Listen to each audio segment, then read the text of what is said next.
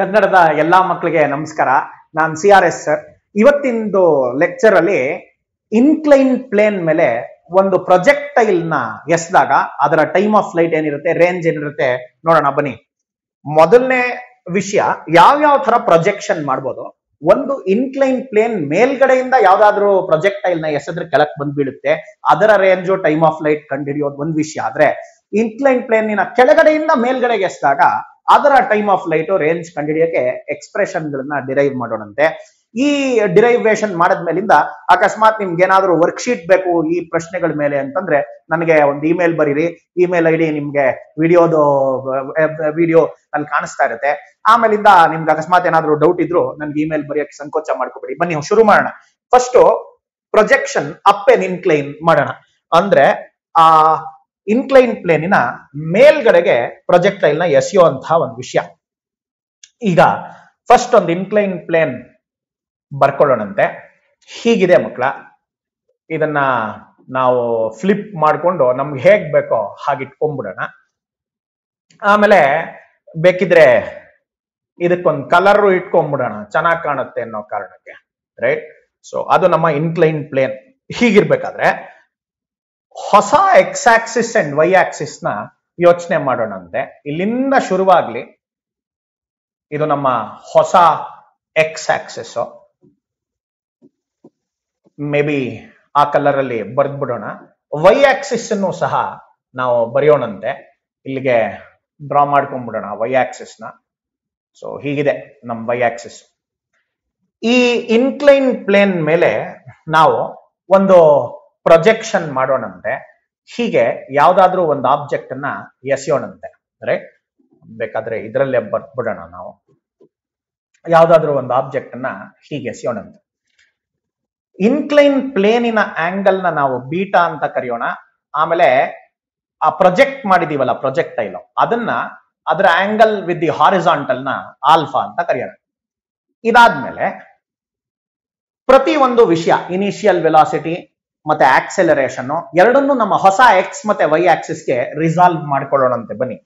ಈಗ ಇದು ನಮ್ಮ ಇನಿಷಿಯಲ್ ವೆಲಾಸಿಟಿ ಯು ಆಗಿದ್ರೆ ಮಕ್ಕಳ ಈ ಕಡೆಗಿರೋದು ಯು ಎಕ್ಸ್. ಯು ಎಕ್ಸ್ ಅಂದ್ರೆ ಏನೋ, ಯು ಎಕ್ಸ್ ಅಂದ್ರೆ ಯು ಈ ಕಡೆಗಲ್ವಾ, ಅಲಾಂಗ್ ದಿ ಎಕ್ಸ್ ಡೈರೆಕ್ಷನ್. ಇದು ನಮ್ಮ ಎಕ್ಸ್ ಆಕ್ಸಿಸ್, ಇದು ನಮ್ಮ y axis. U cos alpha minus beta ಅಂತ ಹೇಳಿ ಬರ್ಕೋಬಹುದು ಅದನ್ನ. ಆಮೇಲೆ ಈ ಕಡೆಗೆ u sine alpha minus beta, ಅದು ಇನಿಷಿಯಲ್ ವೆಲಾಸಿಟಿ ಇಂದ ವೈ ಡೈರೆಕ್ಷನ್ ಕಣ್ಮಕ್ಳ. ಅದು u sine alpha minus beta ಅಂತ ಹೇಳಿ ಬರಿಬಹುದು. ಹೀಗಿರ್ಬೇಕಾದ್ರೆ ನಾವು acceleration due to gravity vector ಇರುತ್ತಲ್ಲ ಡೌನ್ವರ್ಡ್ ಡೈರೆಕ್ಷನ್ಗೆ, ಅದನ್ನ ಸಹ ರಿಸಾಲ್ವ್ ಮಾಡೋಣಂತೆ. ಬನ್ನಿ. ಈಗ ಆಕ್ಸಿಲರೇಷನ್ ಡ್ಯೂ ಟು ಗ್ರಾವಿಟಿ ಕೆಳಗಡೆ ಡೈರೆಕ್ಷನ್ ಅಲ್ಲಿ ಇರುತ್ತೆ. ಹೀಗೆ ಅದನ್ನ ನಾವು ರಿಸಾಲ್ವ್ ಮಾಡ್ಕೋಬೇಕು. ಹೇಗ್ ಮಾಡ್ಕೊಳ್ಳೋದು ರಿಸಾಲ್ವ್ ನ ಅಂತ ನೀವು ಕೇಳಿದ್ರೆ, ಒಂದು perpendicular to the incline plane, ಇನ್ನೊಂದು parallel to the incline plane ಮಾಡ್ಕೊಳ್ಳೋಣ.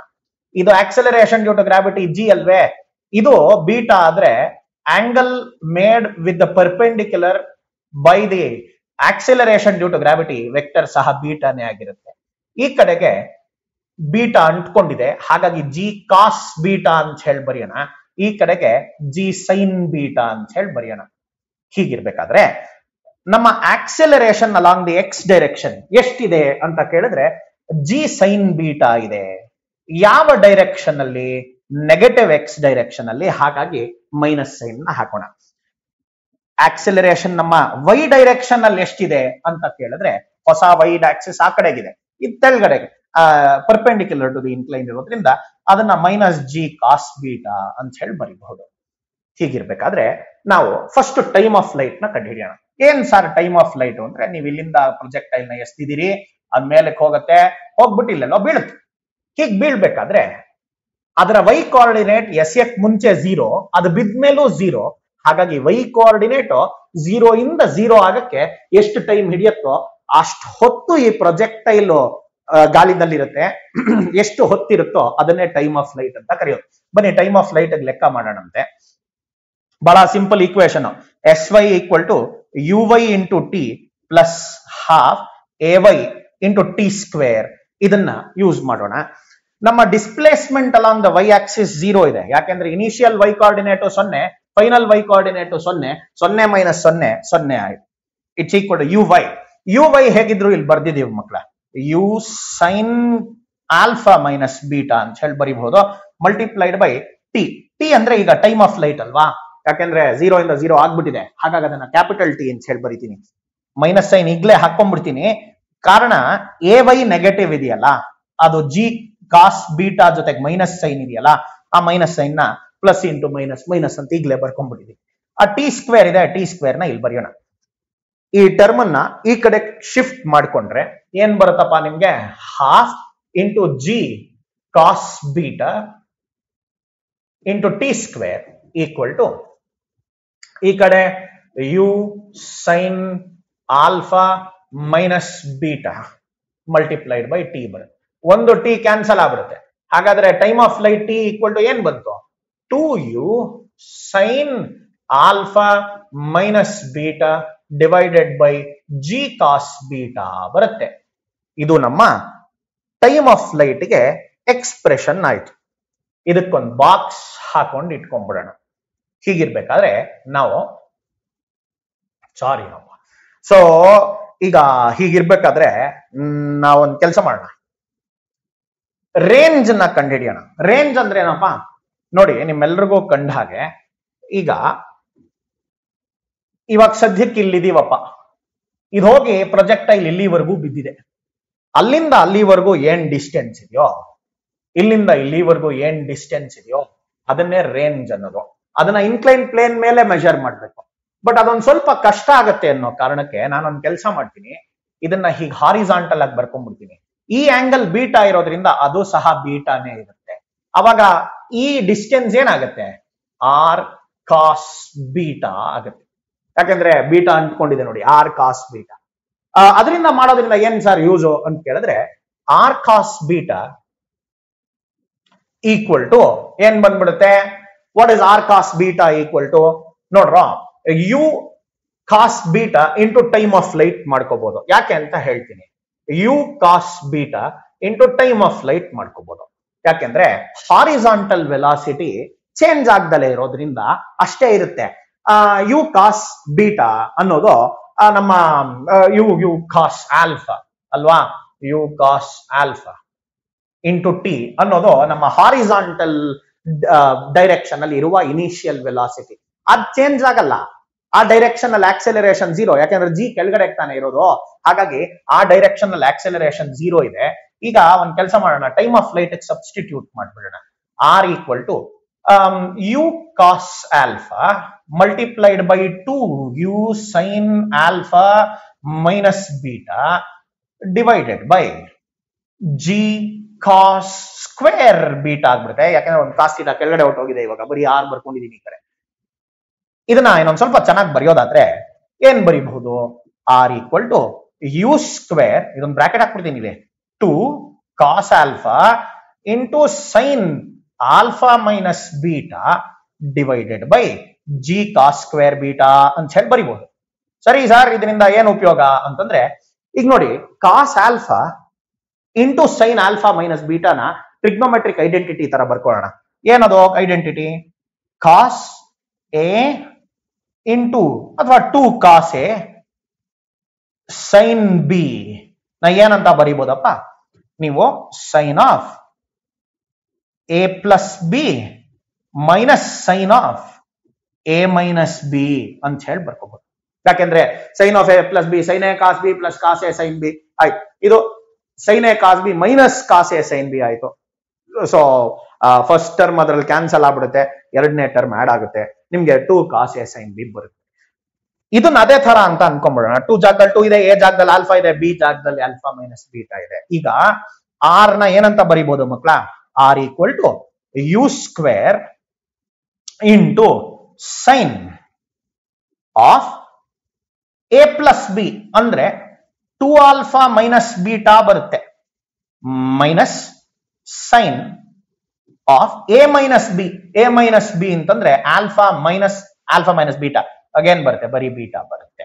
ಇದು ನಮ್ಮ ರೇಂಜ್ಗೆ ಎಕ್ಸ್ಪ್ರೆಷನ್ ಆಯ್ತು. ಕೆಳಗಡೆ ಕೆಳಗಡೆ ಏನಿದೆ, ಜಿ ಕಾಸ್ ಸ್ಕ್ವೇರ್ ಬೀಟಾ ಇದೆ, ಅದು ಹಾಗೆ ಇದ್ಕೊಳ್ಳಿ, ಏನು ತೊಂದರೆ ಇಲ್ಲ. ನಮ್ಗೆ ಬಂತು ನೋಡಿ ಇವಾಗ ಈ ರೇಂಜಿನ ಈಕ್ವೇಶನ್ ಅಲ್ವಾ. That's the equation for range. ಇದಕ್ಕೂ ಒಂದು ಬಾಕ್ಸ್ ಹಾಕೊಂಡು ಇಟ್ಕೊಂಡ್ಬಿಡೋಣ, ರೈಟ್. ಹಾಗಿರ್ಬೇಕಾದ್ರೆ ನೀವು ಈಗ ಇದನ್ನ ಗಮನಿಸ್ಬೇಕು. ಈ ಟೈಮ್ ಆಫ್ ಲೈಟ್ ರೇಂಜ್ ನ ಒಂದೆರಡು ಸಲ ನೀವು ಸುಮ್ನೆ ಡಿರೈವ್ ಮಾಡಿದ್ರೆ ಈ ಫಾರ್ಮುಲಾ ತಲೆನಲ್ಲಿ ಕೂತ್ಕೊಂಡ್ಬಿಡುತ್ತೆ. ಯಾವ ಫಾರ್ಮುಲಾನು ಬೈ ಹಾರ್ಟ್ ಮಾಡಕ್ ಹೋಗ್ಬಿಡಿ, ಯಾಕಂದ್ರೆ ಬೈ ಹಾರ್ಟ್ ಮಾಡಿದಷ್ಟು ನಿಮ್ ಮೆಮೊರಿ ವೇಸ್ಟ್, ಎಫರ್ಟ್ ವೇಸ್ಟ್, ಎಲ್ಲ ವೇಸ್ಟ್. ಕಡೆಗೆ ಎಕ್ಸಾಮ್ ಅಲ್ಲಿ ಮರ್ಯಾದಂತೂ ಗ್ಯಾರಂಟಿ. ಪ್ಲಸ್ ಇನ್ನೊಂದು, ಈಕ್ವೇಶನ್ ಗಳನ್ನ ಡಿರೈವ್ ಮಾಡ್ಲಿಲ್ಲ ಅಂದ್ರೆ ಆಲ್ಫಾ ಅಂದ್ರೇನು ಬೀಟಾ ಅಂದ್ರೇನು ಅಂತ ಎಕ್ಸಾಮ್ ಅಲ್ಲಿ ಗೊತ್ತೇ ಇರಲ್ಲ. ಕಣ್ಮಕ್ಳ ಮನೆಯಲ್ಲಿ ಕೂತ್ಕೊಂಡು ಡಿರೈವ್ ಮಾಡಿ ಅರ್ಥ ಮಾಡ್ಕೊಳ್ಳಿ, ಈಸಿಯಾಗಿ ಕ್ವೆಶ್ಚನ್ಸ್ ಅನ್ನ ಸಾಲ್ವ್ ಮಾಡ್ಬೋದು. ಬನ್ನಿ projection down the incline plane ಮಾಡೋಣ. Projection down the incline plane, ಮತ್ತೊಂದು ಇನ್ಕ್ಲೈನ್ ಪ್ಲೇನ್ ಬೇಕಲ್ಲ, ಅದಕ್ಕೆ ಫಸ್ಟ್ ಅದನ್ನ ಬರ್ಕೊಳ್ಳೋಣಂತೆ, right.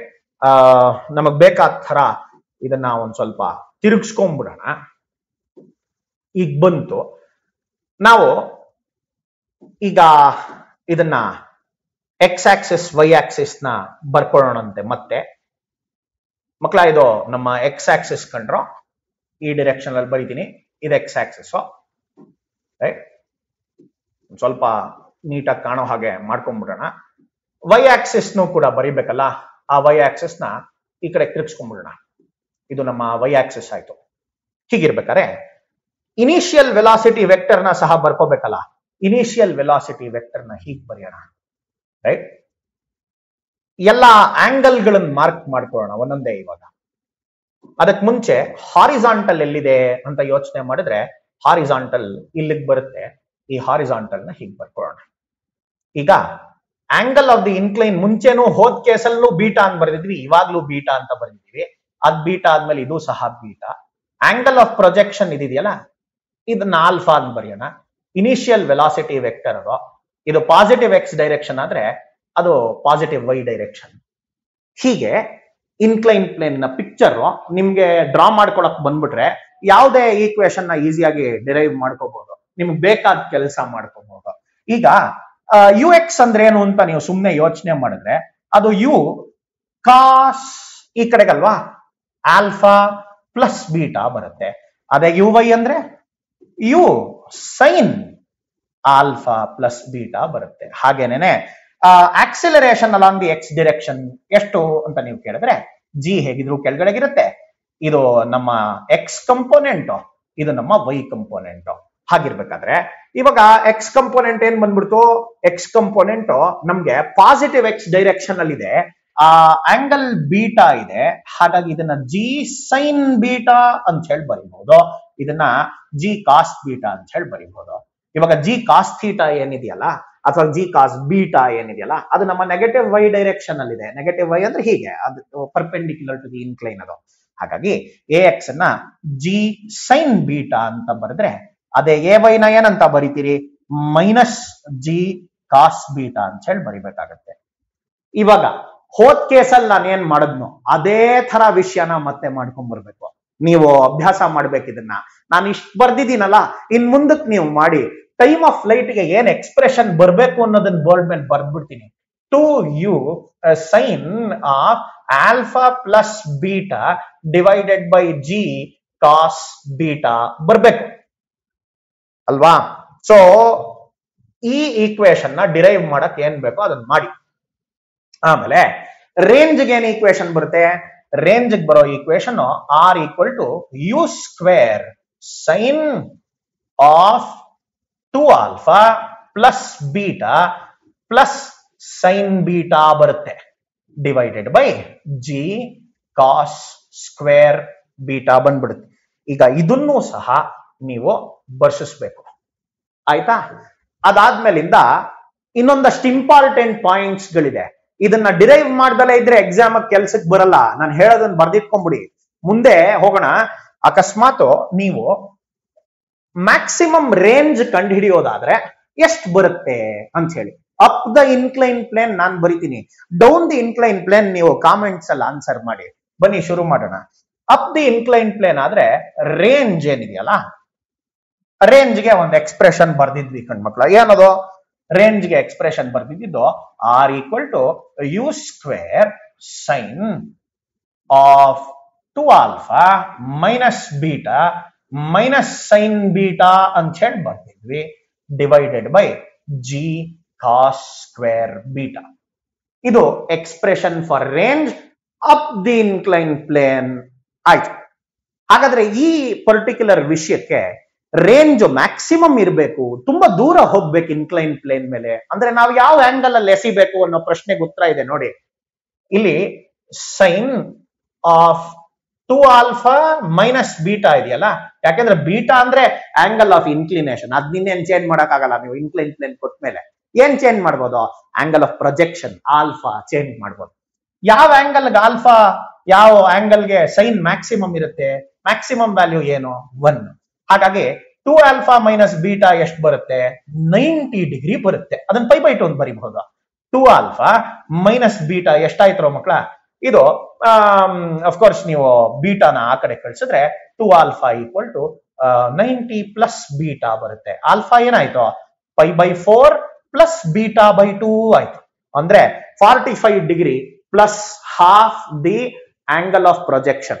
This is the angle. ಈ ಆಂಗಲ್ ಅಲ್ಲಿ ನೀವೇನಾದ್ರು ಎಸಿದ್ರೆ ಅದು ಪ್ರೊಜೆಕ್ಟೈಲ್ ಇನ್ಕ್ಲೈನ್ ಪ್ಲೇನ್ ಮೇಲೆ ಮ್ಯಾಕ್ಸಿಮಮ್ ದೂರ ಹೋಗುತ್ತೆ ಅನ್ನೋದು ಆನ್ಸರ್. ಈಗ ನೀವು ಯೋಚನೆ ಮಾಡಿದ್ರೆ ಇಲ್ಲೊಂದು ಇನ್ಕ್ಲೈನ್ ಪ್ಲೇನ್ ಇದೆಯಪ್ಪ, 30 ಡಿಗ್ರಿ ಇದೆ. ಹಾಗಾದ್ರೆ ಯಾವ ಆಂಗಲ್ ಅಲ್ಲಿ ಎಸೆದ್ರೆ ನಿಮ್ಗೆ ಪ್ರೊಜೆಕ್ಟೈಲ್ ಎಲ್ಲದಕ್ಕಿಂತ ದೂರ ಹೋಗುತ್ತೆ? ಈ ಆಂಗಲ್ ಎಷ್ಟಿರ್ಬೇಕು?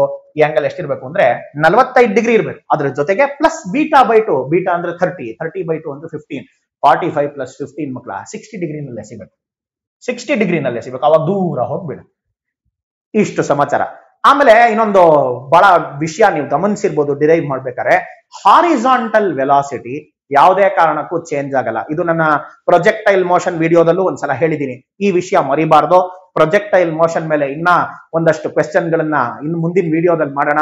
ಎಲ್ಲರೂ ಫಾಲೋ ಮಾಡಿ, ಸಬ್ಸ್ಕ್ರೈಬ್ ಮಾಡಿ. ಅದರಿಂದ ನಿಮ್ಗೆ ಅಪ್ಡೇಟ್ಸ್ ಬರ್ತಾ ಇರುತ್ತೆ, ಪ್ರಿಪೇರ್ ಆಗಕ್ ಈಸಿ ಆಗುತ್ತೆ. ಈ ಮಾತಿಂದ ಈ ಲೆಕ್ಚರ್ ನ ಮುಗಿಸೋಣಂತೆ.